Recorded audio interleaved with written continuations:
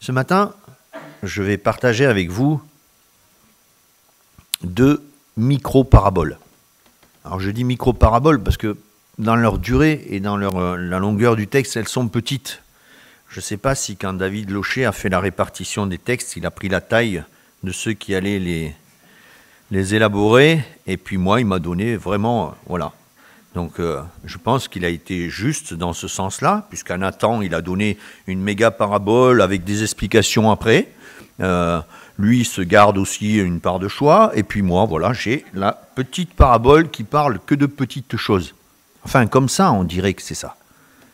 Mais ce matin, je voudrais vous partager avec vous ces paraboles que nous lirons ensemble.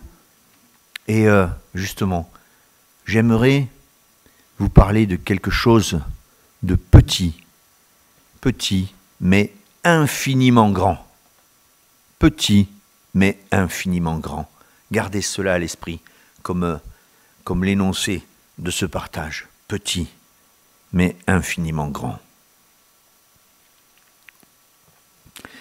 Cette parabole se met à la suite de celle qu'on a déjà eu l'occasion d'entendre et d'étudier avec cette notion de royaume des cieux. Cette notion, alors vous verrez, je fais souvent la petite erreur dans mon élocution, et de royaume des cieux, ça passe à royaume de Dieu, ça revient à royaume des cieux. Bon, il y a quand même un point commun, hein. Le royaume des cieux est quand même celui que Dieu instaure. Donc, le royaume des cieux.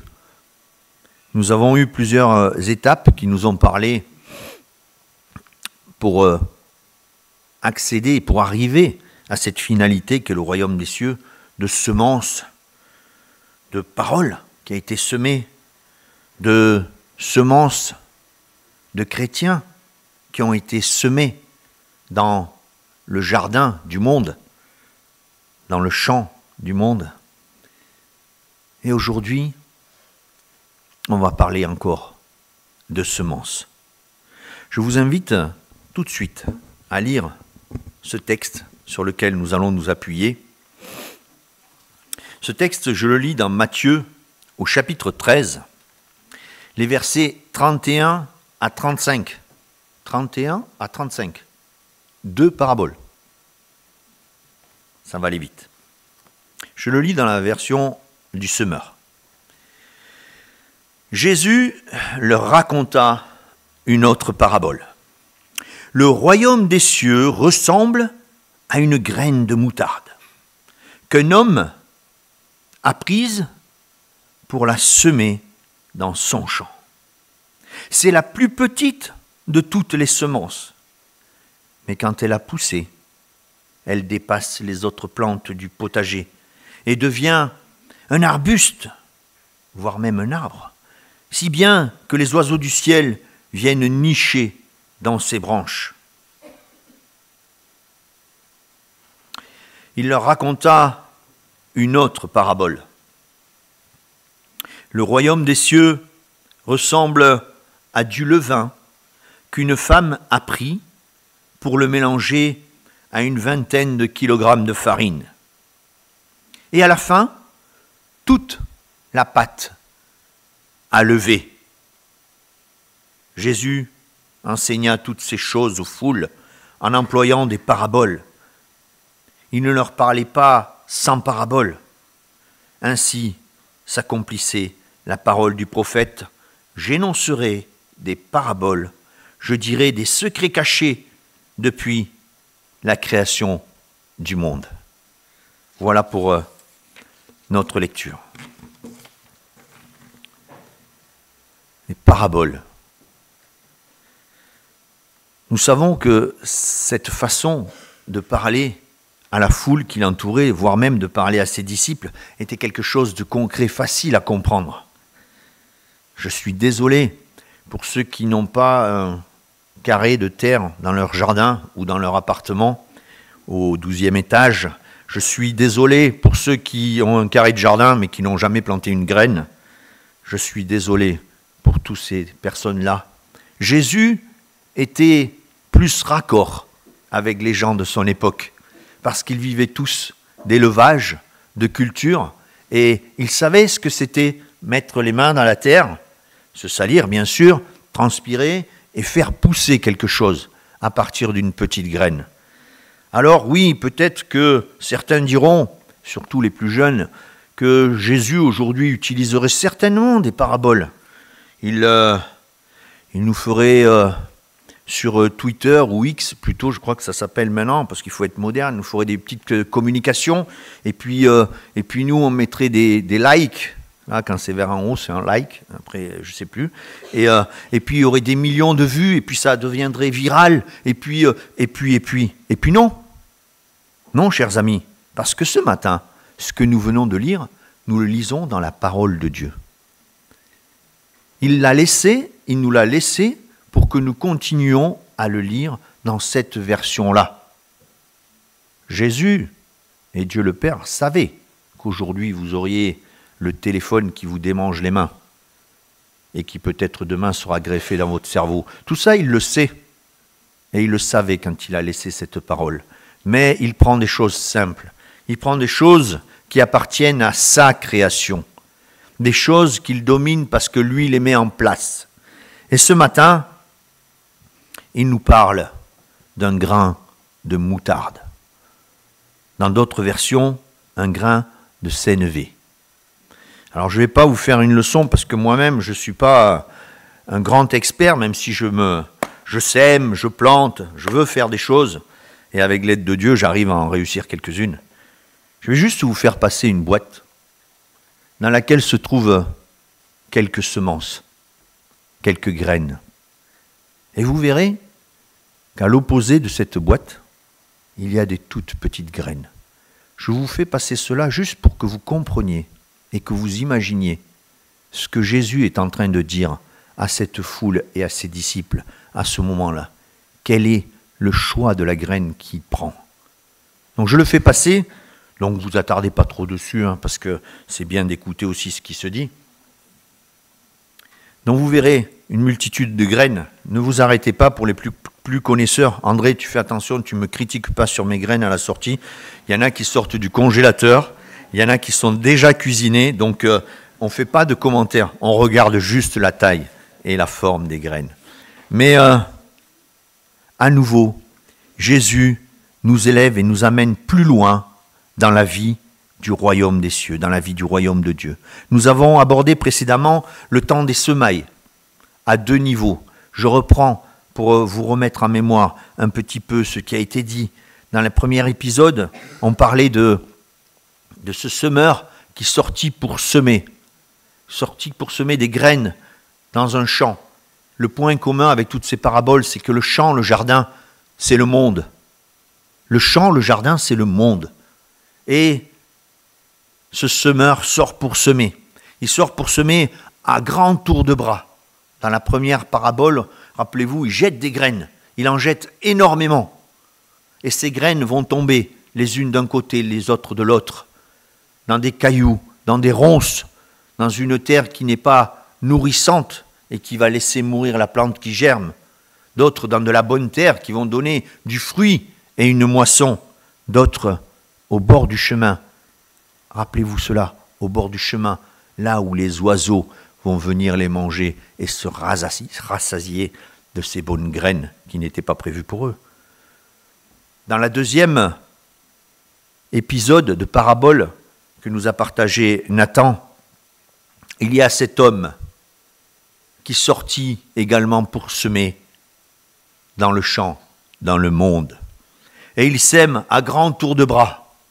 C'est un beau geste. Je ne sais pas si quelques-uns, à part dans les films, ont déjà vu ça. Moi, je l'ai vécu. J'étais tout petit et mon grand-père semait comme ça. Il se mettait un tissu autour de lui qui faisait une poche à l'avant. Il mettait ses graines là-dedans et il marchait. Et avec un grand geste circulaire, il étendait la graine. Essayez de faire ça et vous aurez une grosse touffe ici qui va pousser, rien là-bas, et puis des cailloux autour. Lui, il faisait ça, et au moment de la moisson, le champ était uniforme. Il avait cette science qu'il avait acquise en regardant la nature et en croyant à ce qu'il faisait. Cet homme sortit pour semer du blé à grand tour de bras. Et puis, le texte nous dit que dans la nuit, l'ennemi, le voisin qui lui voulait du mal, le diable, parce qu'il faut le nommer, n'ayons pas honte de le nommer, n'ayons même pas peur de le nommer. Le diable, l'ennemi, est venu, et lui aussi qui maîtrise le geste, parce qu'il ne faut pas le sous-estimer. Il maîtrise le geste, il a semé à tour de bras la mauvaise herbe, pour qu'elle vienne étouffer le blé qui était semé. Mais la conclusion de cet épisode, c'est que le maître du champ a laissé venir la moisson. Il a dit à ses ouvriers, ne faites rien, laissez faire, ça va pousser, mais tout va pousser. Et le jour de la moisson, on arrachera cette mauvaise herbe, on en fera des gerbes, on les jettera au feu, et après on pourra moissonner avec de la joie, et on mettra cela dans les greniers. Voilà les 2 premiers épisodes de cette notion de semaille. Aujourd'hui, dans cette première parabole du grain de moutarde ou du grain de sénévé, c'est-à-dire le plus petit que vous avez dans la boîte qui circule, il n'est pas parlé d'un semeur qui sortit pour semer à tour de bras. Il est parlé de quelqu'un qui a pris une graine, frères et sœurs, qui a pris une graine. Quand vous l'avez entre les doigts, vous ne savez même pas si vous l'avez entre les doigts. Il n'en a pris qu'une et il l'a plantée dans le champ. André, quand on plante des graines, on n'est pas le semeur divin, mais quand on plante des graines, si tu veux des tomates, tu prends ton petit pot et quand tu mets ton doigt pour faire un trou et mettre la graine, mais tu n'en mets pas une, parce que tu sais qu'il y a un pourcentage d'erreur. Donc tu en mets 2 ou 3. Et tu fais ça avec toutes tes semailles. Et tu sais qu'il y aura un échec au bout. Certaines ne pousseront pas. D'autres pousseront et n'iront pas à terme et puis se faneront. Le semeur dans notre parabole a pris une graine parce qu'il était sûr de son résultat. Il était sûr de ce qui allait se passer avec cette graine.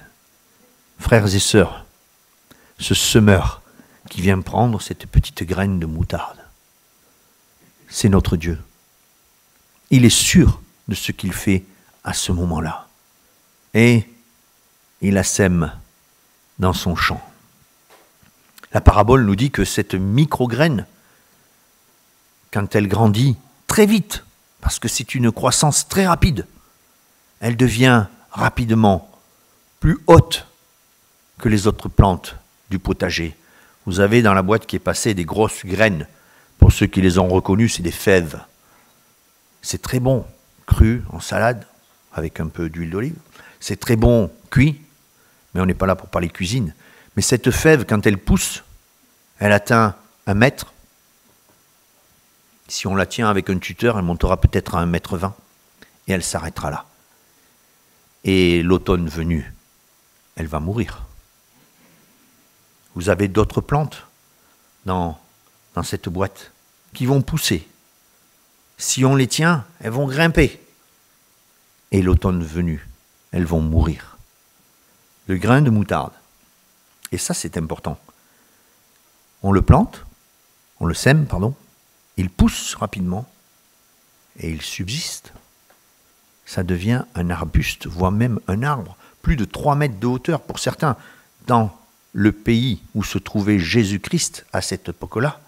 Donc ça parlait aux gens. Une fois cet arbre a poussé, tout ce qui était semé en dessous, c'est fini. Ça n'existe plus parce qu'il fait de l'ombre. Il rayonne, il est là, au milieu du champ.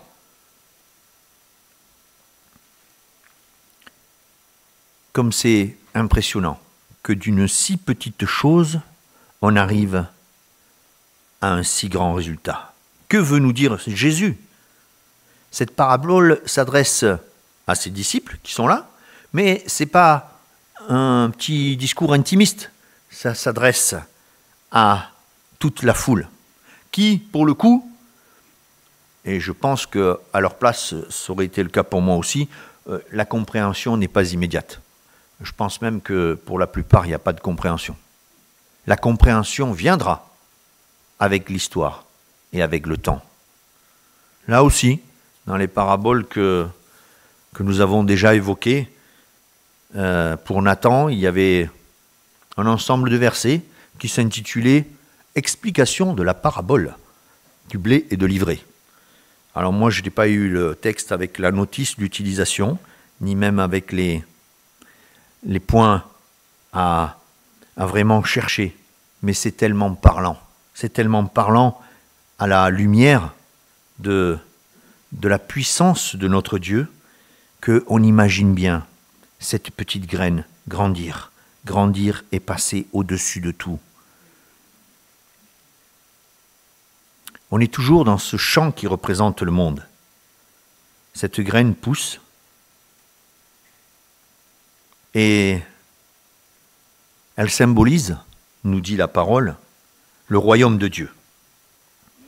Donc comparons un peu le royaume de Dieu, le royaume des cieux, avec ce qui se passe le jour où cette graine est semée. Il y a un développement rapide. Dans un premier temps, elle s'implante, elle prend racine et elle grandit et elle grandit. Le point de départ de ce royaume, frères et sœurs, il se situe quelque part à l'époque où Jésus-Christ était parmi nous. Certains fixent ce point de départ au jour de la Pentecôte, quand l'Esprit est descendu sur ceux qui étaient là, ce qui a frappé tout le monde, de voir cette matérialisation par des langues de feu. Et puis ce jour-là, la parole nous dit que 3000 crurent et furent ajoutés à cette famille, parce que c'était petit, mais aujourd'hui nous pouvons parler de royaume, à cette nation, à ce royaume. 3000, on peut fixer ça tel un point de départ. C'est beaucoup, mais c'est si minuscule, comme je vous ai dit au début. Minuscule. 3000. C'est un chiffre que j'ai voulu comparer.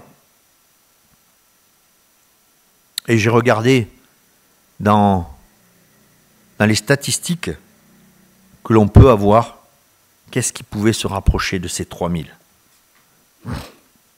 J'ai regardé une statistique de Portes Ouvertes. Portes Ouvertes qui nous relate la vie difficile de nos frères et sœurs persécutés. En 2023, 5000, c'est le nombre de frères et sœurs, de tes frères et sœurs, qui sont morts. Non pas à cause de Jésus, parce que ce serait faire un procès d'intention, à cause, mais qui sont morts parce que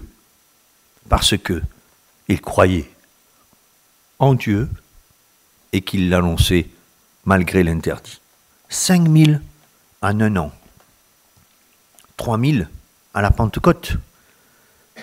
Mais ces 5000 en un an, si vous les rajoutez chaque année, mais votre arbre, imaginez un arbre qui cette année a 3000 feuilles et qui l'année prochaine en a 5000 de plus ou encore plus et qui l'année d'après vient en chercher d'autres et qui grandit et que rien n'arrête. Voilà la dynamique du royaume des cieux. Voilà la dynamique du royaume de Dieu. C'est cet arbre qui prédomine. Certes, au début, cet arbre a été attaqué.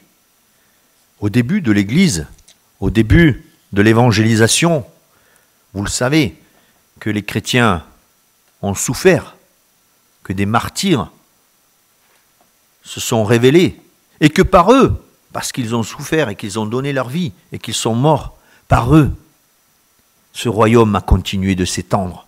Les grands chefs de l'époque, les grands empereurs de l'époque, qui pensaient tout contenir, qui pensaient tout arrêter, qui pensaient tout éteindre, n'y sont pas parvenus.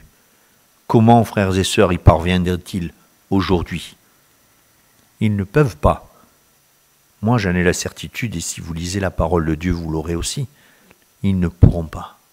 Rien ne pourra contenir et arrêter la croissance de ce royaume. C'est même écrit en toutes lettres dans Matthieu, au chapitre 16, où on parle de la construction de cette église. Je bâtirai mon église contre laquelle la mort elle-même ne pourra rien. C'est une certitude. C'est fini. J'ai choisi la graine minuscule. Je l'ai semée. J'ai veillé sur elle. Elle a grandi et elle a continué de croître et de croître. Et elle croît encore aujourd'hui, frères et sœurs, contrairement à cet arbre à moutarde qui, au bout de quelques années, quand même, donnera des signes de fatigue. Mais celui-là continue de croître. Quel espoir, quelle certitude. Nous avons une deuxième parabole. Parce que peut-être que Jésus, en regardant dans les yeux un peu vides de ses interlocuteurs ou des auditeurs, il a dû se dire, il faut que je leur redise un truc, parce qu'ils n'ont pas tous compris. Alors peut-être que les hommes des champs avaient compris certaines choses, mais les femmes qui étaient plus du côté de la cuisine ne voyaient rien de... C'est pas une pensée contemporaine, hein, c'est juste, je vous parle de l'époque. Hein. Elles étaient plus dans la cuisine et à s'affairer autour du fourneau. Il veut leur parler aussi, et il leur donne aussi un exemple. Et il leur parle du levain. Je ne sais pas si vous avez déjà vu, touché, manipulé du levain. Personnellement, moi, j'ai vu faire Christelle, ça m'a écœuré, parce qu'elle est allée demander conseil à des gens qui maîtrisaient, et elle a voulu créer son levain. Vous pouvez fabriquer votre levain et le garder, parce que c'est quelque chose qui se conserve. Il se nourrit lui-même, et il se multiplie lui-même, et comme il en faut très peu pour faire du pain ou faire une pâte, ben, c'est quelque chose de rentable. Plus besoin d'acheter les petits sachets de levure chimique, vous avez votre levain qui fait son travail. Le texte nous dit qu'une femme prend un reste de levain, peu de choses, et elle le met dans, je vous ai dit, une vingtaine, selon les traductions, une vingtaine de kilogrammes de farine. Et cette petite dose, parce qu'on est toujours dans le petit, chers amis, et cette petite dose fait que toute la pâte va lever, gonfler, s'aérer, devenir beaucoup plus volumineuse et impressionnante. Si vous n'aviez pas compris avec la petite graine, essayez de comprendre avec le levain. Le royaume des cieux est quelque chose que l'on ne pourra pas arrêter. Le royaume des cieux est quelque chose qui va être attaqué. Le Seigneur n'a jamais dit le contraire. Il a précisé qu'il y aurait des luttes, qu'il y aurait des combats, qu'il serait attaqué, qu'il serait mis à mal de l'extérieur et de l'intérieur. Mais, telle une pandémie, j'aime à dire ça parce qu'on a souffert de ça il y a quelques années, on a souffert de ces chiffres qui nous donnaient tous les soirs le tournis, avec le nombre de morts liés à la pandémie, avec le nombre de cas qui parfois doublaient, triplaient en 24 heures. Ouais. Prenez du levain, mettez-le dans la pâte, et vous aurez le même effet. Mais ce levain-là a un effet bénéfique. Prenez le royaume de Dieu, le royaume des cieux. Prenez tous les enfants rachetés depuis le début, si vous fixez le début, comme certains le fixent, certains commentateurs, à cette période de Pentecôte. Fixez le début, que vous pouvez quantifier, vous marquez 3000, et puis prenez les années et les siècles qui sont passés. Regardez la quantité d'enfants de Dieu qui sont venus s'ajouter, année après année, année après année. Moi, je vous assure d'une chose, les gens contaminés par le Covid sont bien moins nombreux que ceux qui ont été contaminés par la parole de Dieu depuis que Jésus-Christ est venu lui-même se transformer en graine. Marc-Henri, ce matin, dans ta présidence, tu m'as pris des textes que j'avais choisis, tu m'as pris des chants que j'avais imaginés, mais ô combien important. Jésus-Christ est venu mourir. La parole de Dieu nous dit, si on veut que la graine porte du fruit, il faut qu'elle meure. Et quand elle meurt, elle se transforme. Quand la graine de moutarde est morte dans le sol du champ, elle a donné naissance à un arbuste. Jésus-Christ est mort, mais il est ressuscité. Et par sa mort et sa résurrection, il est devenu la racine, le tronc, la souche de cet arbre qui représente le royaume. Frères et sœurs, c'est difficile à imaginer, ou plutôt c'est difficile à s'imager ce genre de volume, d'image. On ne peut pas aujourd'hui allumer sa télé ou son ordinateur et aller voir le décompte. On est chrétien, on en est à 8 millions. Oh non, c'est pas bon. Ça ne marche pas. Personne ne l'a fait. Le seul qui l'a fait, c'est celui qui les a rachetés. Et c'est celui qui connaît leur nom, comme il connaît ton nom et qui connaît mon nom. Celui-là les connaît tous et il en connaît le nombre. Nous avons une certitude que la parole de Dieu nous a donnée et dont tu as parlé encore, Marc-Henri, ce matin. Nous avons la certitude de faire partie de ce royaume. Marc-Henri nous a parlé de ce royaume qui est déjà au ciel et célébré et qui viendra bientôt dans toute son apothéose avec le retour de Jésus-Christ. Mes chers amis, j'ai un pasteur qui a une formule qui me plaît. Un pasteur qui est pas loin devant moi et qui dit souvent, nous sommes dans le pas encore, mais nous sommes aussi dans le déjà. Le royaume des cieux, c'est ça. Si aujourd'hui tu as donné ton cœur au Seigneur, si tu l'as accepté comme ton sauveur, tu es dans le déjà. Tu es citoyen du royaume de Dieu. Tu es citoyen du royaume des cieux. Ça veut dire quoi? Ça veut dire qu'il t'a donné ce droit. Il t'a donné ce privilège. Ce n'est pas une chance. Il n'y a pas de Dieu de la chance. Ce privilège, il te l'a donné. Il t'a donné un papier, une carte d'identité qui te permet de dire oui, je suis citoyen du royaume de Dieu, citoyen du royaume des cieux. Attention, parce que c'est bien d'être citoyen. On en a parmi nous qui attendent depuis longtemps des papiers pour être citoyen de notre pays, la France. Et c'est long, et c'est dur. Quelle joie quand on reçoit de bonnes nouvelles dans ce sens. Mais c'est long. Attention, quand tu les reçois, tes papiers, et c'est le cas de chacun d'entre nous, tu as des devoirs vis-à-vis de ce statut. Dieu t'a donné le statut de citoyen de son royaume. Frères et sœurs, quels sont nos devoirs? Quelles sont nos responsabilités? Si tu es citoyen de ce royaume comme moi, tu dois chercher à faire honneur à celui qui t'a donné ce privilège. C'est pas facile tous les jours. Parce qu'on est citoyen de ce royaume, mais on attend la dernière étape. On attend l'apothéose de ce royaume avec le retour de Jésus-Christ, glorieux.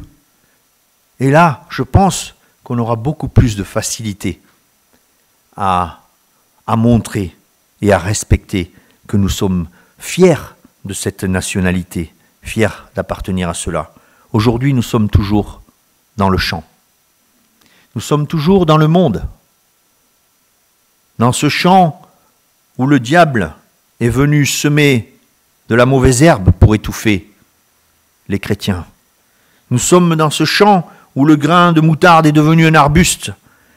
Et de manière très poétique, chers amis, le texte nous dit, et j'y viens maintenant, je n'ai pas voulu y venir avant, parce que je vais peut-être vous décevoir, le texte nous dit que cet arbre est devenu si grand que les oiseaux du ciel peuvent y faire leur nid. Waouh, vous entendez les petits chants d'oiseaux? C'est bucolique. Il manque juste le petit ruisseau à côté, le rayon de soleil qui traverse les feuilles là, et puis, oh, magnifique. C'est beau, un refuge pour des créatures de Dieu. Mais je pense, et après avoir lu, étudié et m'être inspiré aussi de quelques commentaires par rapport aux paraboles précédentes, quelle est l'image de l'oiseau dans la première des paraboles que je vous ai citées? Est-ce qu'elle est bucolique? Est-ce que c'est un gentil oiseau? Il vient manger les graines que le semeur sortit pour semer. Il vient détruire ce que le semeur avait fait. Il vient mettre à zéro, à néant, anéantir son travail. Voilà le gentil petit oiseau que vous entendiez chanter. Regardez-le différemment, parce qu'il est dans cet arbre dont vous faites partie. Il est dans cet arbre dont vous êtes une petite feuille, un petit bourgeon, une petite racine, quelque chose, mais vous en faites partie. On y est tous dans cet arbre. Et pourtant, ces oiseaux sont présents. Si je veux honorer mon identité de citoyen du royaume des cieux, je dois faire face aux attaques de ces oiseaux. Je dois constamment être prêt à lutter contre ces oiseaux de mauvais augure, ces méchants oiseaux qui sont là, qui se noient dans le feuillage, qui nous racontent des chansonnettes qu'on aime entendre, et qui à la fin ne sont là que pour détruire, pour mettre à mal. Envoyés par l'ennemi, envoyés par Satan. Je vous l'ai dit, il ne faut pas avoir peur de le citer, parce que lui, il n'a pas peur de nous attaquer. Et pourtant, il connaît déjà ce qu'il attend, parce que le match est déjà joué, les amis. Le résultat est déjà annoncé. On sait qui montera sur la première marche du podium. Mais en attendant, le match va être difficile. En attendant, nous devons nous encourager. En attendant, nous devons nous motiver. Ce royaume des cieux, c'est aujourd'hui. Il est déjà commencé. Parce que s'il n'était pas commencé, nous ne pourrions pas vivre ce que nous avons l'occasion de vivre dans nos vies personnelles, dans nos vies familiales, dans notre vie d'église, frères et sœurs. Mardi dernier, ici même, certains se sont réunis à midi pour prier, pour faire monter un flot de prière vers notre Dieu. On peut faire ça quand on est en dehors du royaume des cieux? Ben non, parce qu'on ne sait même pas ce que ça représente. Ça, on le fait que si on fait partie du royaume des cieux, comme vous l'avez fait en faisant le choix de suivre Jésus-Christ. Est-ce que, si on ne fait pas partie du royaume des cieux, on peut se mettre autour d'un lit, se serrer la main et prier avec un malade et dire au Seigneur, merci d'être là avec nous? Est-ce qu'on peut le faire si on ne fait pas partie du royaume des cieux? On ne peut pas le faire.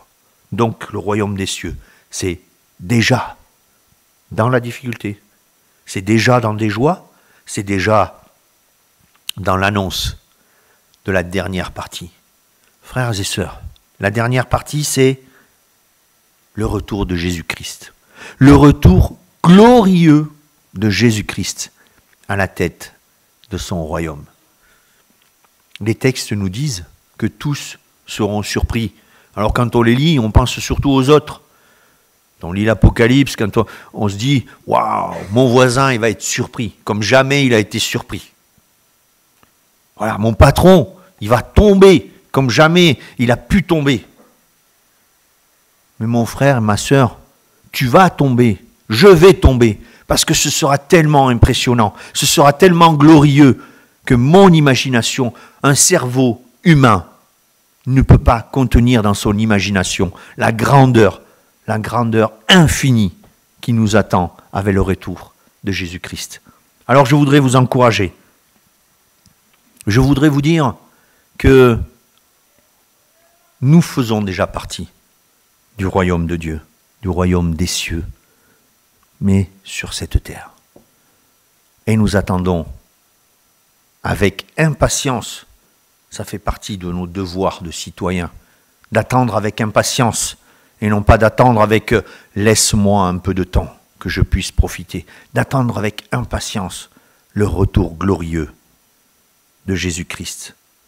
Je fais partie de cet arbre qu'il est venu semer en se transformant en cette plus petite graine, comme l'a dit encore Marc-Henri ce matin. Il n'avait rien, cet homme, fils de Dieu, il n'avait rien qui puisse attirer les regards. Il était insignifiant, comme les petites graines dans la boîte. Et pourtant de là est issu, au travers de sa mort et de sa résurrection, cet arbre dont je fais partie, dont tu fais partie, mon frère et ma sœur, cet arbre qui continue de croître et qui est le seul à subsister dans le grand champ que représente le monde.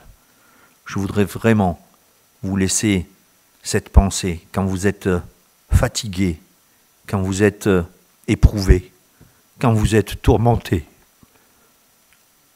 Chantez à l'Éternel, parce que vous êtes une de ces petites feuilles qui va sortir au printemps sur cet arbre-là et qui se renouvellera chaque année.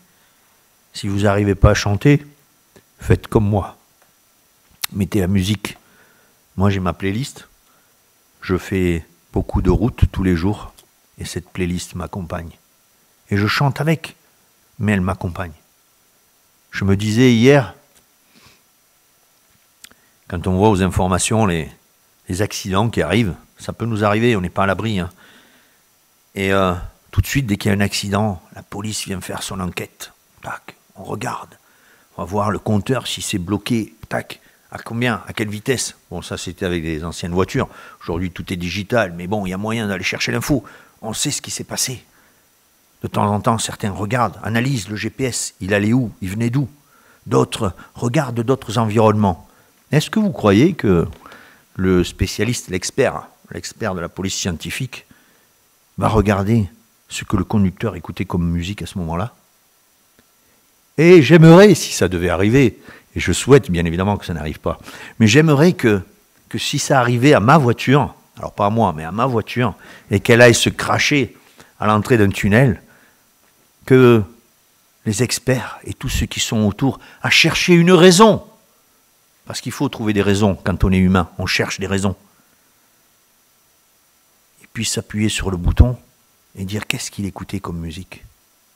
Et à ce moment-là, il entendra les chants qu'on a chantés ce matin. Ils sont tous dans ma playlist. Peut-être même dans l'ordre où tu as choisi, Marc-Henri. Je te soupçonne d'avoir été fouillé dans mon téléphone. Mais ils y sont tous. Et là, quelle serait la réaction de cet expert en blouse blanche? Le gars, il était prêt, puisqu'il chantait. Il était prêt. Donc, fin, incident est clos, on arrête l'enquête, les amis. Je vous encourage à rester vraiment ancrés, accrochés à cette citoyenneté qui vous a été donnée. Pour certains, il y a longtemps, pour d'autres récemment. Accrochez-vous à ça. Soyez-en dignes, parce que notre Dieu est le seul digne à recevoir de nous un comportement, une image qui le glorifie dans tous les moments, qui le glorifie par rapport au champ dans lequel se trouve notre arbre, celui qui représente le monde. Soyons-en dignes, encourageons-nous à cela.